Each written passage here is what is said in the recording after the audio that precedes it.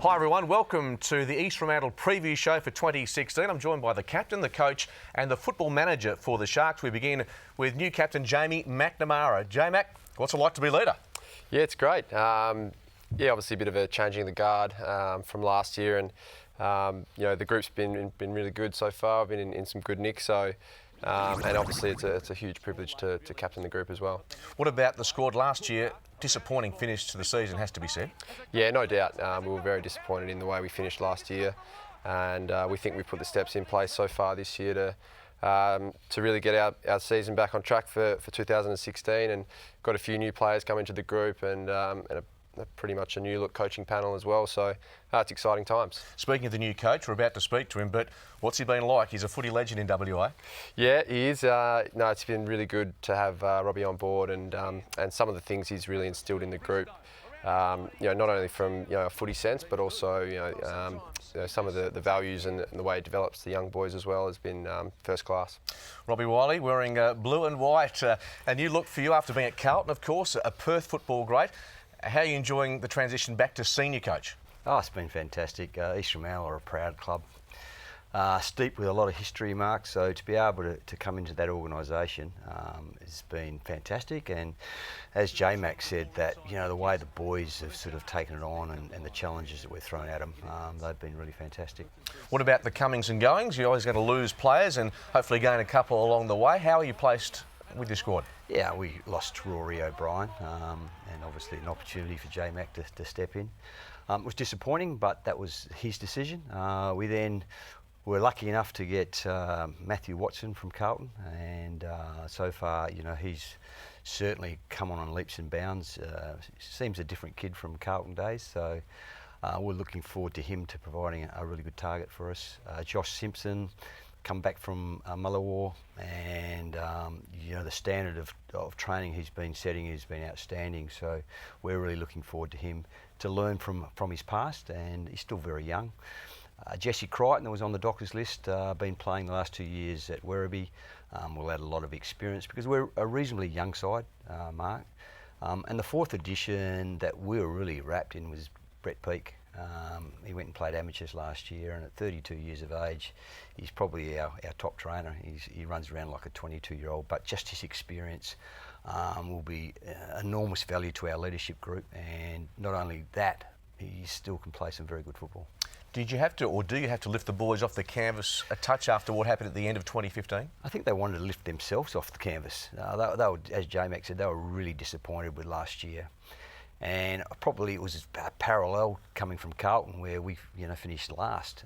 They finished second last. Coaches parted their ways, so it was a very similar situation. But it's been easy for myself and the rest of the coaches because their want and their desire and their thirst to want to really learn and improve. So that's been really pleasing. We've yet to be pitted against opposition, and I think we've still got a lot to learn before the 19th of March, and that's about playing together as a team and understanding what we're really after. But as I said, we need to understand where we're at the moment, so that couldn't come any sooner. But look, it's an exciting time. I think the list is training really hard. I've got on board all new coaches, as J-Mac alluded to. They're all new coaches, had some good AFL experience. But their enthusiasm and their knowledge is certainly adding to what we want to do this year. Should touch on the input and the influx of former AFL experience to the coaching ranks. Yeah, look, as I said, sometimes coaching looks easy, but it's not. There are many challenges that you get confronted with all the time. But Jacob Brennan, Brad Dalziel, they're, as I said, recently retired through injury and can't play, so the opportunity to go down the coaching path, they grab with both hands. And as I said, sort of been fantastic. And both of the boys have played with the East Fremantle squad, so sometimes that's fraught with a little bit of danger, but they've come through with shining colours so far. Then you added experience of Phil Matera and Brett Peake, and Brett's not only playing but he's also assisting in the coaching, so they're working together, and that's an interesting concept in itself. But Phil's experience, his passion, his enthusiasm, the boys just love him for that. And then we have a part-timer in Luke Mcpharlin, and he's working with the leaders, he's also helping and mentoring with our key backmen. So it's a good cross section of AFL experience and also knowledge. So I think, you know, as long as the players are keen and proactive to learn from them, then, you know, it's going to be a really good sort of a way to go for the East Fremantle Footy Club. To off-field matters, Football Operations Manager Darren Fry. Darren, sponsorship, it's the lifeblood of keeping WAFL clubs alive, and you've always got a handy bunch of supporters behind you. Yeah, that's right, Mark. We've been really fortunate. Some long-time sponsors continue to back us, and obviously being in the football operations, I know how important that is because I spend most of the budget. So I guess, you know, with the likes of Atom being our naming rights sponsor for the ground, along with Titan Ford, Bendigo Bank, Copy World have been with us now for a couple of years, and some of our, you know, I guess what you'd call minor sponsors in Copy World, Retrovision and the Left Bank been outstanding. So certainly their support, and I'm sure the same with every WAFL club, need their sponsors, and we're always on the search to find more.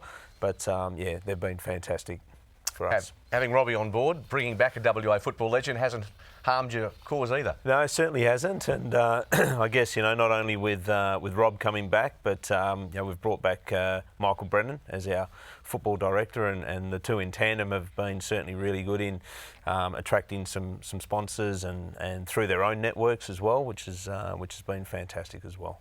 Gentlemen, good luck for season 2016. The Sharks looking to make sharp improvement this season. A bad finish last year, and you can catch some of their action on 7 Sport. Plus, we'll follow their progress in the West Australian.